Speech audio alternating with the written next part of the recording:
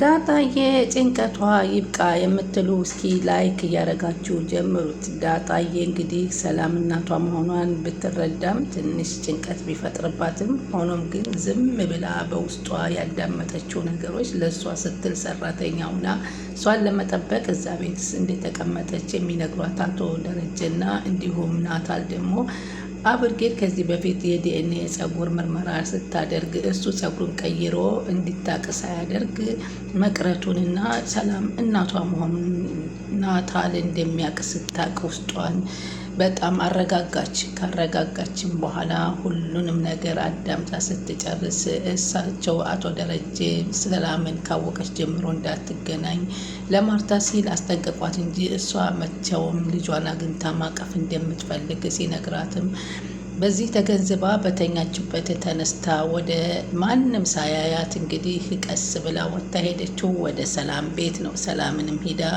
ስትመኘው የነበረውን እቀፊኝ ነበር ያለቻት። እሷም ቅፍ አድርጋ እንባዋን ማውረድ ጀመረች።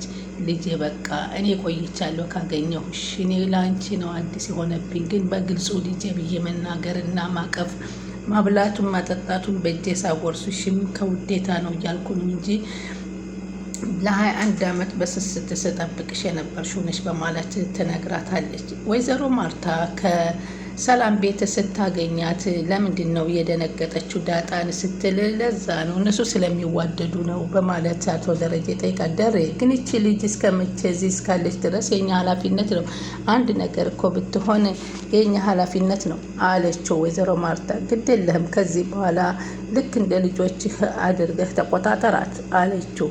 አንቺም እኮ እንደ ልጅሽ አድርገሽ መቆጣጠር ትችያለሽ፣ ችግር የለውም ማርትዬ፣ እኔም እቆጣጠራታለሁ አሏት ደረጀ። እሱማ ልክ ነህ አለች። ግን ቆይ አለችና የወደፊት ህይወቷ ምንድን ነው? ምን ማለት ነው? ትምህርት አትማርም ወይንስ አግብታ ለመኖር ነው? እቅዷ ምንድን ነው? ምን እያሰብክ ነው? እዚህ ቤትስ የምትቆየው እስከ ስንት ጊዜ ነው? በማለት ተጠይቃቸዋል። ካልሆነ ሌላ ቦታ ሂዳ ትቀመጥ እንዴ አሉ አቶ ደረጀ ጭንቀቱ ሲበዛበት። ግን ምን ችግር አለው? እዚህ እኮ ከልጆቻችን ጋር ተግባብታ ነው ያለችው አሉ። እሱ እኮ ከበደችኝ አላልኩም አለች ወይዘሮ ማርታ። ግን ወደፊት ኑሮ አያሳስብም እንዴ? ምንድን ነው መጨረሻዋ? ቆይ ልትማር ልታገባ ወይንስ ምን ልትሆን ነው ነበር ጥያቄው። እንግዲህ ማንኛውም ሴት እንደሚሆነው ትሆናለች። ብርጌድ ካገባችም እሷም ታገባለች። እሷም ስለ ቤተሰቦቿ ስትጠየቅ የመናገር ፍላጎት የላትም አለች። እናንተ ናችሁ ቤተሰቦች አለች እኮ ማርትዬ። አይገባሽም? እንደምን ችግር አለው? ለአንድ ምስኪን ሴት ወላጅ ብንሆን ምን ችግር አለው አሉ አቶ ደረጀ። ዝም ብለን እኮ ወላጅ መሆን አንችልም አሉ። ወላጅ እኮ መሆን እኮ የወለደ ብቻ ነው ወላጅ የሚሆነው። ለዚች ልጅ ወላጅ ሆናታለሁ እንዴ? እንዴት ብዬ ነው ወላጅ? ልጆቹስ አንተን ወይንስ እኔን አያቶቼ ይሉን ብለው ይጠሩናል እንዴ? በማለት ጠይቃችሁ እሱማ ልክ ነሽ አሉ። አሁን እኮ ወንድ ልጅ ቢኖረን ኑሮ ዳጣን ያገባት ነበር። መዛመድ በደም ነው በስጋ ነው። አንድም ባዳ ሰው የፈለገ ብታቀርበው የፈለገው ልጅ ብታደርገው የማትቀይረው ነገር አለ አለች። በቃ በስጋ መተሳሰር በደም መዋሃድ ብቻ ነው እህትና ወንድ የሚያስብለው አለች እና ተናገረች። እና አቶ ደረጀ ጭንቀት ላይ ነበሩና ዝም አሉ። እሺ አሁን ምንድን ነው የምትይኝ? ምን እናድርግ ነው የምትይኝ? መፍትሄውን ንገሪኝ፣ እሷ ትወስን አለች እና ስትነግረው ደሬ በእርግጥ አንተም የመወሰን ኃላፊነት አለብህ፣ አንተ አይደል እንደ ያመጣሃት አለች። በቃ አንተ በደንብ አስብላት እና ወሰንላት፣ እቺ ልጅ እኮ መውደቂያ የላትም ስትል ትነግረዋለች። አቶ ደረጀም እሺ ከማለት ውጭ ምን ይላሉ ብላቸው ደሬ አለች። ተቀጥላ እንደዚህ ስትታመም እኮ እናትና አባቷ ናቸው ትዝ የሚሏት አለችው። እናቷ አባቷ የራሷ የሆነ ሰው ትፈልጋለች። በእርግጠኛ መወለድ ቋንቋ ነው፣ እኛ አላጎደልንባትም፣ ለሰው የሚያስፈልገው ሰው ነው አለች ወይዘሮ ማርታ። በእርግጥ ወይዘሮ ማርታ ለዳጣ በጣም ታስብላታለች። በተለይ ደግሞ ለዳጣ በጣም ነው የምወዳት፣ ጥሩ ሰው ነው ልሆንላት እችላለሁ፣ ግን እናቷ ልሆንላት አልችልም አለች እና ተናገረች። ይቺ ልጅ ምን እንደምታስብ ውስጧን አናውቀውም፣ አልተረዳናትም። እኔም ቢሆን ከልጆቼ በኋላ እንደ ልጆቼ ነው የምጠነቀቅላት አለች። እሺ ማርትዬ አሉ አቶ ደረጀ። በዚህን ጊዜ ነው እንግዲህ ደሬ አስብበት አለችውና ድንገት ብርጌድ መጥታ ዳጣ እኮ የለችም ብላ አቶ ደረጀ ስትነግራቸው አቶ ደረጀ ተደናገጡ። ምን እያልሽ እስኪ ግባና እያት ከክፍሏ ስትላቸው እንዴ ምን ማለትሽ ነው በማለት ተደናግጠው ወደ ክፍሏ ሂደው በሩን ሲከፍቱት ዳጣ የለችም። ዳጣ ወዴት ሄደች የሚለው ጥያቄ ነው እንግዲህ አሁን። ከዛም መጀመሪያ አብርጌድ ወጥታ ገዛኝን ዘበኛውን የወጣ ሰው አለ እንዴ ከዚህ በፊት አለች። እንዴ ሌባ እኮ ገብቶ ነበር አልሰማሽም እንዴ በማለት ሲላት፣ ሌባ ምን አይነት አለ ብለሽ ነው? ሌባ ገባ በቡድን ወይንስ የተናጠል ሌባ ነው የመጣው? በዚህ መንደር ሌባ ያዘው ሲሉ ሰማሁ አሉ። እና ያዝከው አለው። ዋ ምን ብዬ ወጣ ብዬ ነው የኔ ቤት አልመጣም ይዘው አላትና፣ እኔ የምጠይቀ ግን እስካሁን ከኛ ቤት የወጣ ሰው የለም ወይ ስትል፣ የለም አላት። በዚህን ጊዜ ዳጣ የት ሄዳ ይሆን በሚለው ግራ ተጋባትና ተመለሰች። እንግዲህ ዳጣ እናቷ መሆኗን ካወቀች ከሆስፒታል ከመጣች በኋላ ቤት ውስጥ አትናገር አትጋገር፣ ዝም ብላ በዝምታ ተውጣለች። በዚህን ጊዜም አቶ ደረጀም የጠሩት እንግዲህ ናታልን ነበር። ናታል ናልኝ መቀስ ሆስፒታል ላይ እንድትመጣልኝ። ናታል በጣም ተደናግጦ ነበረ። ምክንያቱም እናቷን ላሳውቃት ነው ስላለ የሆነ ችግር እንደተፈጠረ ገብቶት ነበር። ከዛም ወደ ሆስፒታል ሲሄድ ለምን በራይድ አልመጣህም? ለምን ውስጥ ድረስ ያስገባህ ነበር? ለምን አባዬ አንተስ ጥለሃት ወጣህ? እያለው ነበር። ዳጣ ደህና ናት አትሰብ፣ ዶክተሮቹ ወዳጆቼ ስለሆኑ እየተንከባከቧት ነው፣ ለዛ ነው አለ። በጣም በትልቁ ተነፈሰ። ከዛም በኋላ አሁን ለትንሽ ጊዜ ራሷን ስታ ነበር፣ አሁን ግን ነቅታለች አለና፣ አሁን እንዴት ናት ዳጣ? ደህና ነች ዳጣ አለ። ዶክተሮቹ ትንሽ የመርሳት ችግር አለባት የመጨንቀት ነው ያሉትና ምንም ይሻላታል፣ አይዞህ ተጨማሪ ምርመራ ደግሞ እናደርግላታለን በማለት ይናገራሉ። እናቷ ሰላም መሆኗን አረጋግጣ ነው ማለት ነው። እሱ እኮ ነው 1 ሳምንት ሙሉ ሲያስጨንቀኝ የነበረው ናታን። ዳጣ በጣም ተዘጋጂ፣ እናት ያው ሰላም እንደሆነች ለማሳወቅ በብዙ መንገድ ቢሄድላትም ዳጣ ጭራሽ ሰላም እናቷ መሆን ልታውቅ አልቻለችም። እንድታውቅ ብዙ ጥሪ ነበረ በማለት ይናገር። ኤቢ ከዚህ በፊት እኮ ዳጣ የሰላም ሊናት ብላ አስመርምራት ነበር ዲኤንኤ ሲሉ ደነገጡና፣ ምን አብርጌድ ዳጣን ከሰላም ጋር እንደሆነች እናቷ ታውቃለች እያልከኝ ነው? አይ አባዬ አታውቅም፣ ግን ዳጣ እህቷ እንደሆነች እንጂ ከሰላም እንደተወለደች አታውቅም አላቸው። ታዲያ ምንድን ነው የተፈጠረው ናታል አሉት። ከዚህ በፊት ሰላም እናቷ ናት ብላ ተጠራጥራ ነበር እና ከዛ ከዳጣ የሆነ ነገር ወስዳ ዲኤንኤን ለማስመርስ ስትል ከዛ እኔ ሰላም የሷ ልጅ አለመሆኗን አረጋገጠ ሲሉት ማለት ብለው ደነገጡ። እኮ እኔ ቀይሬው ነበረ በማለት ናገረው።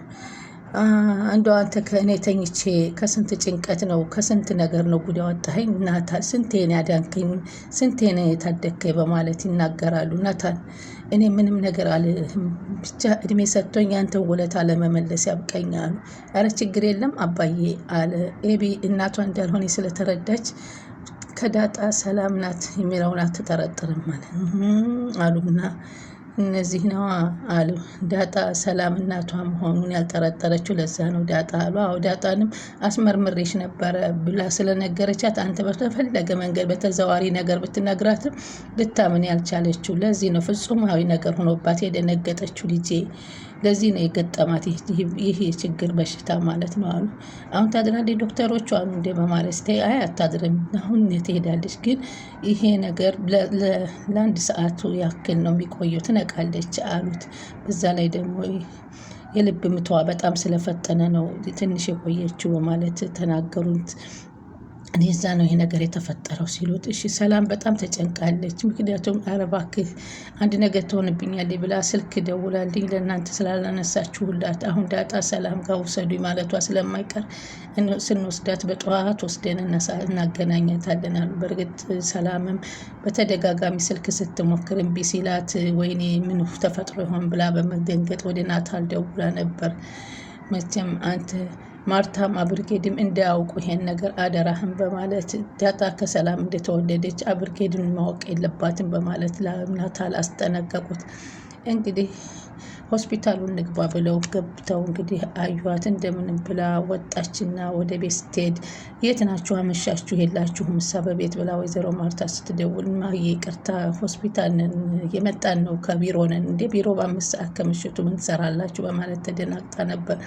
ከዛ ምን ባልወልዳት ነው ወይ የሚልም የወይዘሮ ማርታ በጣም ተሰማት። እኔ ባልወልዳት ነው ወይ እንደዚህ ሐኪም ቤት እስከምትገባ ድረስ ውሃ ወይም አብርጌድ ብትሆናታል ትነግሬ ነበር በማለት ስሜቷን ገለጸች። የፈለገው ነገር ቢመጣ ለማርታ ልጅ የሚሆንሽ እነግራታለሁ፣ እስከምነግራት ድረስ ግን ታገሽኝ አሉና አቶ ደረጀ ነኝ ነገ በጧት ደግሞ አንስቼ ከሰላም ጋር አገናኝሻለሁ አላት። ናታል ስለሰማና ስላወቀ ሰላም እናቷ መሆኗን በጣም ተረጋግታለች። ይሄ ነገር አንድ ጭንቀቷ ነበር እና ተፈውሳለች። ከዛም በኋላ ግን ምንም መልስ አትመልስም፣ ማዳመጥን እንጂ መመለስን ፈጽሞ አላለችም ነበረ እንዴ። አሁን ከዛም ቤትም ገብታ ምንድነው ችግሩ ቢሏት ምንም ችግሩንም ልትናገር አልቻለችም። እራትን ብሉ ቢባሉ ናታልና አቶ ደረጃ አንበላም አሉ። በቃ እኔ በቃኛል። እሱም ውስጡ ስሜቱ ተሰምቶታል። ከዛ አብርጌድ ወደ ክፍል ይዘሻት ሂጂና አስተኛት አላት። ብቻ አብርጌድ ወደ ክፍል ይዛት ስትሄድ ምን ሆነሽ ነው? እናትሽን አውቀሽ ነው ወይ? እናትሽን ነግረውሽ ነው ወይ? ለምንድን ነው ዝም የምትይው? ለምን አትነግሪኝም? በማለት ብታጨናንቅትም አባትሽና የነገረኝ እነግራታለሁ ነው ብሎ ነበር። ነገረሽ እንዴ ስትላት ምንም መልስ የለም። ዝም ምን ያለችው መሆነሽ ነው የምታለቅሽው? አታልቅሺ፣ አበዬ እኮ ስለ እናቷ ሊነግራታለሁ ብሽ እናትሽን ነግሮሽ ነው ያለቀሽ? ምን ሆነችብሽ እናትሽ ደህና አይደለችም? አርፋ ነው ወላ ምንድን ነው እያለ ዳጣ አብርጌድ ተጨናነቀች። ምንም መልስ የለም። ዝም በጣም እያስጨነቅሽኝ እኮ ዳጣዬ ንገሪኝ፣ የኔ ታናሽ ምንድን ነው የተፈጠረው አለችና እጇን ደግሞ ስታያት ግሉኮስ ወስዳለች። ወይ ሆስፒታል ተኝተች ነበር ማለት ነው። ማንኛውንም ነገር አይዞሽ ንገሪኝ፣ ሁሉን ነገር እንፈተዋለን እኔ ትንሿ እህቴ እያለች ብታባብላትም በፍጹም አልተናገረቻትም። እና ማልቀስ ብቻ ነበር እና እንባዋን ተጠራርግላታል። እና ብቻሽን ልተውሽ? ብቻሽን መሆን ነው እንዴ የምትፈልጊው? ጭራሽ ግሉኮስ ተሰጥተሻል? ለምንድን ነው አባዬ ሳይሻልሽ ከሆስፒታል አውጥቶ ያመጣሽ አለቻት። እና መናገር ግን አልቻለችም። በቃ ትቼሽ ልውጣሽ ስትላት አዎ ስትል አመለከተቻት በምልክት። ከዛም አለበሰቻትና ሳመችትና ወጣች። ልቧ ተሰብሯል። አብርጌድም በዚህ መካከል በፊት እንግዲህ ገዙና ለዛ ደግሞ ዳጣ የሰውየው ወዴ እንደሆነች ገዙ ሲናገር ነበር። እንዴት አወክ ስትለው ምጥን ነግራኛለች የአብርጌድ እህት ናት ስትል ስንዳ ደግሞ አንተ ቁም ነገር አለ ብዬ እሷን ወሬ ዘነው እንደምታወራኝ ብላ ትነግረዋለች። እኔ ግን አንድ ጊዜ ያቺ አክስቱ የዋት ስትናገር ሰምቻለሁ። መልኳ ውሃን ይመስላል። እንደገና ሰራተኛይቱ ደግሞ ከአቶ ደረጃ አርግዛለች እያለች ስትል ሰምቻታለሁ። አክስት ተብዬዋ ኧረ የዚህ ቤት ጉድ። እኔ ግን እቺ ዳጣ የምትባል የአቶ ደረጀ ናት አልኩሽ። ብዙ ጊዜ ሲቆረቆሩላት አይቻለሁ። አይገባሽም እንዳንቺ በማለት ይናገራል። እሷም ኧረ እኔ እንግዲህ አላቅም እንደው ብዙ ጊዜያቸውማ እሷን በጣም ነው የሚወዷት አበልጠው። በምክር ነው ደግሞ ሚስጥራቸው በመኪና ውስጥ ነው የሚወሩት። ብዙ ሚስጥር ይደባበቃሉ አለ። ወይዘሮ ማርታም እንግዲህ ከሰላም ቤት ሄዳ ስላየቻቸው ስለተደነጋገጡ መታ ለዳጣ ለእሷ ነግራት ነበር ለአብርጌድ። አባቴን ይቅር የማትይው ወይንም አንድ ባል ባገባ ይቅር የማልባለው በምን አይነት መንገድ ነው ስትላት በሁለት አይነት መንገድ ያለ ወይዘሮ ማርታ። አንዱ ከመታኝ እጁን ከሰነዘረብኝ፣ ምክንያቱም ሌላ ቀን ሊገለኝ ይችላል። ሁለተኛው ደግሞ ከኔ ሌላ ሂዶ ሌላ ልጅ ካመጣብኝ። በስህተት ቢሆንስ? በፍጹም በስህተት አይሰሩም ወንዶች በማለት በፍጹም ማድረግሽ ማድረግ የለብሽም። አሁን አባቴ እንደዛ ቢያደርግ ይቅርታ አትይውም ወይ በማለት ጠይቃት። አባትሽ ኩሪበት፣ ደረትሽን ነፍሰሽ በፍጹም አያደርግም ስትላት አይ እንደሱ ማለት አትችይም እያለች ብታስረዳትም በፍጹም አልገባትም።